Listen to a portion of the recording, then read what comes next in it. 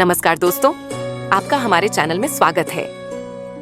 दोस्तों, आज मैं आपको भगवान श्री कृष्ण के जन्म की एक अद्भुत और प्रेरणादायक कहानी सुनाने जा रहा हूँ। अगर मुझसे कहीं कोई गलती हो जाए तो कृपया क्षमा करें। आप सब इस कथा को पूरे मन से, श्रद्धा के साथ सुनिए, क्योंकि भागवत पुराण में कहा गया है कि जो भी व्यक्ति भगवान श्री कृष्ण के जन्म की कथा श्रद्धा से सुनता है, उसके जीवन के असंख्य पाप मिट जाते हैं और उसे भगवान विष्णु की कृपा प्राप्त होती है। तो आइए शुरू करते हैं ये पवित्र कथा। लेकिन उससे पहले एक छोटी सी विनती है। इस वीडियो को बनाने में मैंने बहुत मेहनत की है। अगर आपको पसंद आए तो लाइक और शेयर जरूर करें। कमेंट में जय श्री कृष्ण लिखना ना भूलें और चैनल को सब्सक्राइब जरूर करें। कथा आरंभ। द्वापर युग में मथुरा पर एक अत्याचारी राजा कंस का शासन था। कंस ने अपने पिता उग्रसेन को हटाकर खुद राज्य पर अधिकार कर लिया था। फिर भी वह अपनी बहन देवकी से बहुत प्रेम करता था। देवकी का विवाह ही यदुवंश के एक वीर और धर्मनिष्ठ पुरुष वसुदेव से तय हुआ। विवाह के दिन पूरा मथुरा नगर सजाया गया था। कंस स्वयं अपनी प्रिय बहन और वसुदेव को सजे हुए रथ में बैठाकर उन्हें उनके ससुराल तक छोड़ने निकला। लेकिन जैसे ही रथ महल से बाहर निकला, अचानक आकाश में एक अजीब सी शांति छा गई। पक्षियों का कलरव थम गया, हवा रुक सी गई और घंटियों जैसी आवाज सुनाई दी। तभी आकाशवाणी गूंज उठी, हे कंस, ध्यान से सुन। देवकी की 8वीं संतान ही तेरे मृत्यु का कारण बनेगी। ये सुनते ही कंस का चेहरा बदल गया।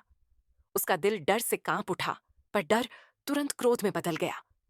उसने रथ रोका, तलवार निकाली और देवकी की ओर बढ़ते हुए बोला, अगर मेरी मृत्यु देवकी के गर्भ से जन्म लेने वाले बच्चे के हाथों लिखी है तो मैं अब भी उसी को मार देता हूं। देवकी भय से कांप उठी। उसका चेहरा पीला पड़ गया और आंखों से आंसू बहने लगे। वह शब्द तक नहीं बोल पाई। तभी वसुदेव आगे बढ़े, कंस के चरणों में गिर पड़े और बोले, राजन, देवकी का इसमें कोई दोष नहीं है। वह निर्दोष है। कृपा करके इसे मत मारो। अगर तुम्हें अपने जीवन का भय है तो मैं वचन देता हूं, देवकी से जितने भी बच्चे जन्म लेंगे, मैं हर एक को स्वयं तुम्हारे हाथों सौंप दूंगा। बस मेरी पत्नी की जान बख्श दो।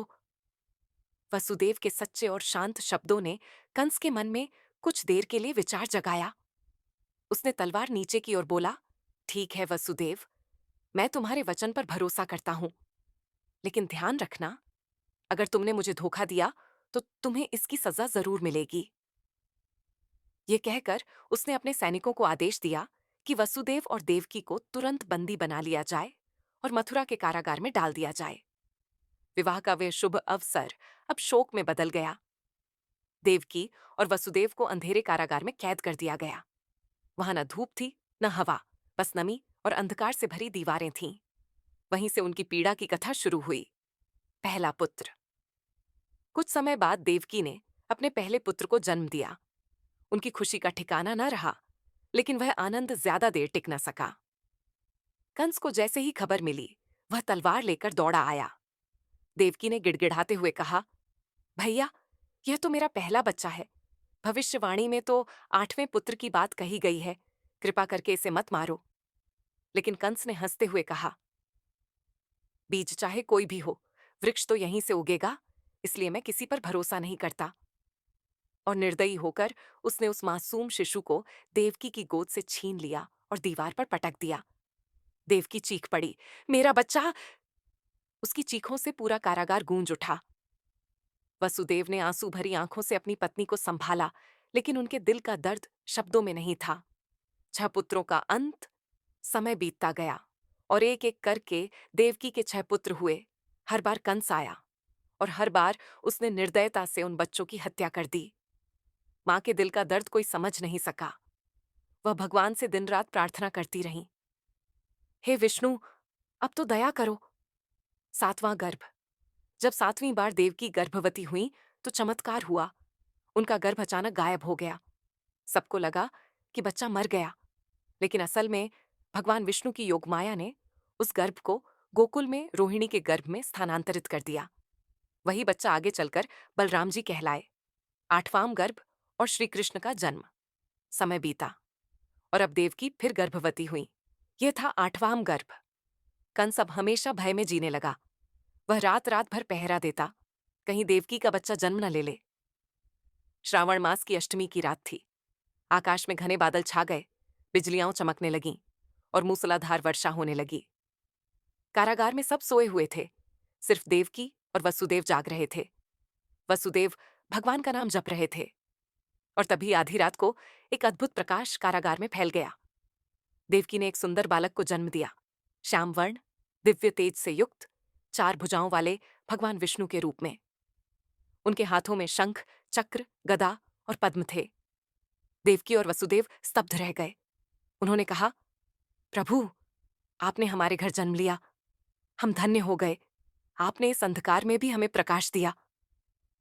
वसुदेव की आंखों में आंसू आ गए और उन्होंने देवकी से कहा, अब हमें इन्हें सुरक्षित पहुंचाना होगा। देवकी ने भगवान से विनम्र स्वर में कहा, प्रभु, मुझे डर है। अगर कंस जैसे क्रूर राजा ने आपका यह दिव्य रूप देख लिया तो वह आपको मारने की कोशिश करेगा। वह पहले भी मेरे 6 बच्चों को मार चुका है और अब अगर आपको पहचान गया तो आपको भी नुकसान पहुंचा सकता है। कृपया अपना यह दिव्य स्वरूप त्याग दें और एक साधारण मानव शिशु का रूप धारण करें।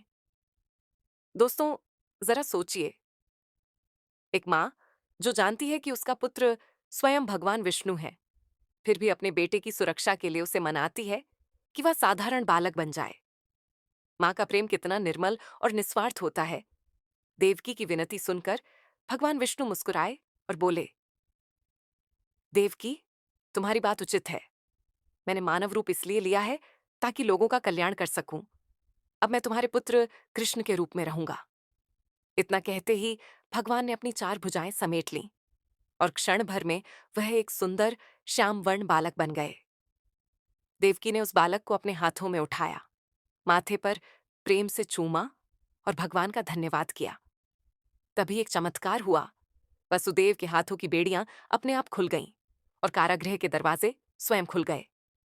बाहर का वातावरण शांत था, जैसे पूरी प्रकृति भगवान के आगमन को प्रणाम कर रही हो।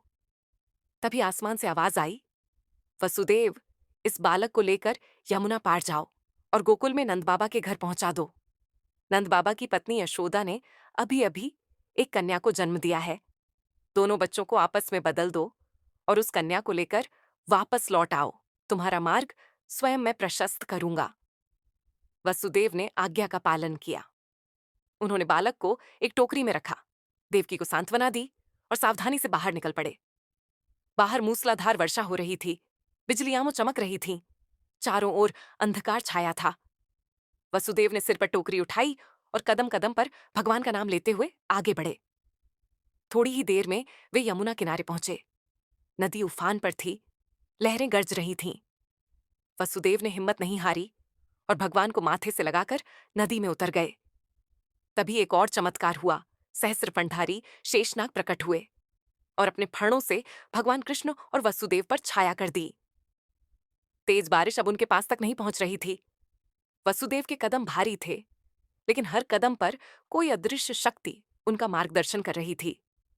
यमुना का जल जैसे उनके सामने खुद रास्ता बना रहा था।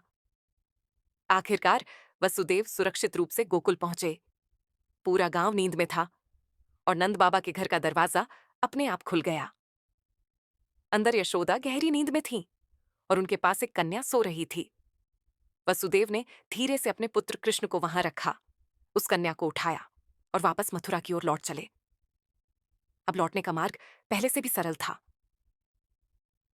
यमुना का पानी शांत था और वसुदेव का मन भक्ति और आश्चर्य से भरा था। सुबह होते होते वे कारागृह में लौट आए। दरवाजा अपने आप बंद हो गया और वसुदेव ने वह कन्या देवकी की गोद में रख दी। थोड़ी ही देर में प्रहरी ने यह खबर कंस तक पहुंचा दी, राजन, देवकी का 8वां बच्चा जन्म ले चुका है। यह सुनकर कंस मुस्कुराया, तो अब मेरा शत्रु आ ही गया। और वह तुरंत कारागृह की ओर दौड़ा। देवकी रोते हुए गिड़गिड़ाई, भैया, यह तो एक नन्ही सी बच्ची है, इससे आपको कोई खतरा नहीं, कृपा करके इसे मत मारो। लेकिन कंस का दिल पत्थर बन चुका था। उसने कहा, चाहे पुत्र हो या पुत्री, मेरा शत्रु तो शत्रु ही रहेगा। इतना कहकर उसने बच्ची को उठाया और जमीन पर पटकने के लिए हाथ उठाया, पर तभी वो बालिका उसके हाथ से छूटकर आकाश में ऊपर उठ गई। और एक पल में उसने अपना रूप बदल लिया। अष्टभुजा देवी दुर्गा बन गई। आकाश में चमकता दिव्य प्रकाश फैल गया। देवी ने गर्जना की, हे मूर्ख कंस, तू मुझे मारकर व्यर्थ प्रयास कर रहा है। तेरा विनाश करने वाला जन्म ले चुका है, परंतु वह तुझसे दूर सुरक्षित स्थान पर है। अब तेरा अंत निश्चित है। ये कहकर देवी अदृश्य हो गईं। कंस भय से कांप उठा। पहली बार उसके चेहरे से क्रूरता मिट गई और भय का पसीना छलक उठा। वह गरजते हुए बोला, मैं उस बालक को ढूंढ निकालूंगा और उसे मार डालूंगा। वह पागलों की तरह भाग गया। देवकी और वसुदेव के चेहरे पर अब शांति थी। देवकी ने आंसू भरी आंखों से आकाश की ओर देखा। हे प्रभु, आपने हमारे बच्चे को बचा लिया। आपका अनंत धन्यवाद। वसुदेव ने देवकी का हाथ पकड़ा और कहा, हाँ देवकी, हमारा कृष्ण सुरक्षित है और एक दिन वही अधर्म का अंत करेगा। और इस तरह अंधकार भरी उस रात में प्रभु श्री कृष्ण का जन्म हुआ।